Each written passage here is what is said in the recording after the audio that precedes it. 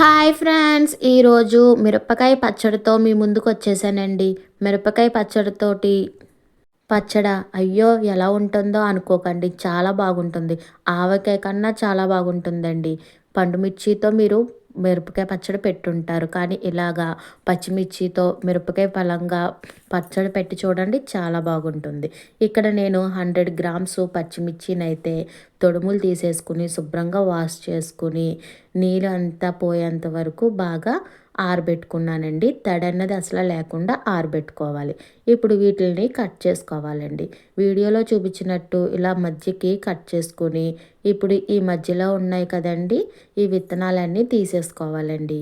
ఆ వండడం వల్ల మనకి పచ్చడి చాలా కారంగా ఉంటుందండి. లేదు అనుకుంటే కాయ పలంగా అన్నా నేను చెప్పిన విధంగా పచ్చిమిర్చి పచ్చడినైతే పెట్టేసుకోవచ్చండి.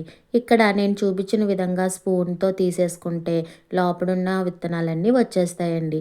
ఇలా మధ్యకి కట్ చేసుకుని పచ్చిమిర్చిని లోపడున్నవన్నీ తీసేసుకోవాలండి. ఇలాగ ఇంకోటి కట్ చేసి చూపిస్తున్నాను చూసేయండి. పండు మిర్చితో తొక్కు పచ్చడే కాకుండా ఇలా పచ్చిమిర్చితోటి పచ్చడి పెట్టి చూడండి చాలా టేస్టీగా ఉంటుంది. మన వీడియోలు అందరూ చూస్తున్నారు కానీ ఒక లైక్ కొట్టట్లేదండి. మీ లైక్ నాకు చాలా సపోర్ట్ అండి. ప్లీజ్ మా వీడియోలు చూసిన వాళ్ళందరూ ఒక లైక్ కొట్టండి. నాకు చాలా సపోర్ట్‌గా ఉంటుంది. ఇప్పుడు చూసారు కదా! అదే విధంగా ప్రతీదీ అన్నీ కట్ చేసుకుని లోపడున్న గింజలనైతే తీసేసుకున్నానండి. చూడండి ఇలా తీసేసుకున్న వాటిని ఒక బౌల్‌లోకి యాడ్ చేసుకోవాలి. ఆల్రెడీ పచ్చడి మేము పెట్టుకుంటామండి. ఆల్రెడీ మా ఇంట్లో అయితే ఉంది. మీకు చూపించడానికని నేను ఇలాగా 100 గ్రామ్స్ తోటైతే పచ్చడి చేస్తున్నానండి. మీరు ఇదే క్వాంటిటీని పెంచుకోవచ్చు, తగ్గించుకోవచ్చు. ఇక్కడ నేను ఉప్పు, కారం వేసుకోవడానికి మెజరింగ్ కప్స్ ఉంటాయి కదండీ! అందులో 1/4 కప్ తోటి 1 కప్ అయితే కారం వేసుకున్నాను.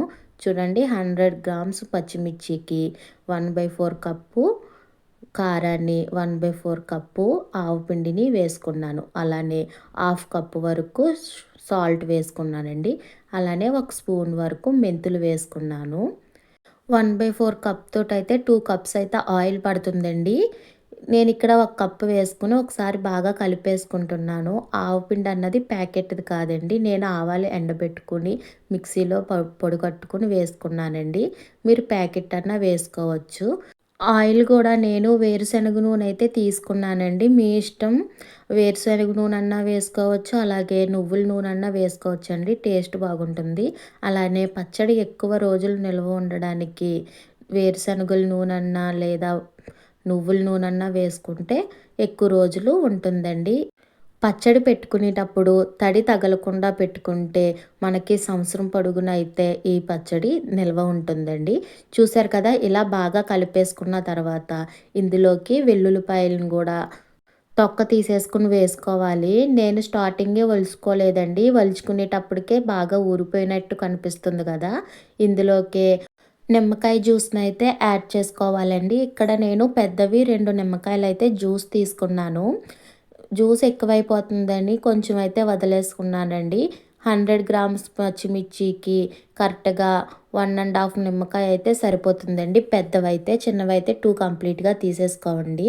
ఈ జ్యూసు ఎల్లుల్లిపాయలు వేసుకున్న తర్వాత ఒకసారి బాగా కలిపేసుకొని ఇలా ఈవెన్‌గా స్ప్రెడ్ చేసేసుకోండి. ఇలా స్ప్రెడ్ చేసేసుకున్న తర్వాత మూత పెట్టేసి 2 డేస్, 3 డేస్ అలా పక్కన పెట్టేయండి. ఈ పచ్చడి 2 రోజులకే బాగా ఊరిపోతుందండి. చూసారు కదా! 2 డేస్ తర్వాత చూస్తే ఆయిల్ అన్నది తేలి ఉంది కదా! నేను కొంచెం ఆయిల్ అయితే తక్కువ వేసుకున్నానండి. ఎందుకంటే తక్కువ పెట్టాను కదా! త్వరగా అయిపోతుందని. కొంచెం ఎక్కువ క్వాంటిటీలో పెట్టుకుంటే మీరు కొంచెం ఎక్కువ వేసుకోండి. నిల్వ ఉండడానికి బాగుంటుంది. చూసారు కదా! ఒకసారి బాగా కలిపేసుకొని టేస్ట్ అయితే చూసుకోండి. ఇప్పుడు టేస్ట్‌కి చూసుకున్న తర్వాత మీకు సాల్ట్ సరిపోకపోయినా, పులుపు సరిపోకపోయినా యాడ్ చేసుకోవచ్చు. పర్లేదండి. అంతేనండి. చాలా సింపుల్‌గా పచ్చిమిర్చి పచ్చడి పెట్టేసుకున్నాం కదా! ఈ పచ్చిమిర్చి పచ్చడిని అలా వేడివేడిగా అన్నంలో ఒక్క పచ్చిమిరకాయ వేసుకొని తింటే చాలా బాగుంటుందండి. చాలా టేస్ట్ అయితే చాలా బాగుంటుంది. మరి ఈ పచ్చిమిర్చి పచ్చడి మీకు నచ్చితే ఒక లైక్ కొట్టి మీ ఫ్రెండ్స్‌కి, రిలేటివ్స్‌కి షేర్ చేయండి. అలానే ఇప్పటివరకు మన ఛానల్‌ని సబ్స్క్రైబ్ చేసుకోకపోతే సబ్స్క్రైబ్ చేసుకోండి. మరిన్ని మంచి మంచి వీడియోస్‌తో మళ్ళీ కలుద్దాం. థ్యాంక్ యూ ఫర్ వాచింగ్ అండి.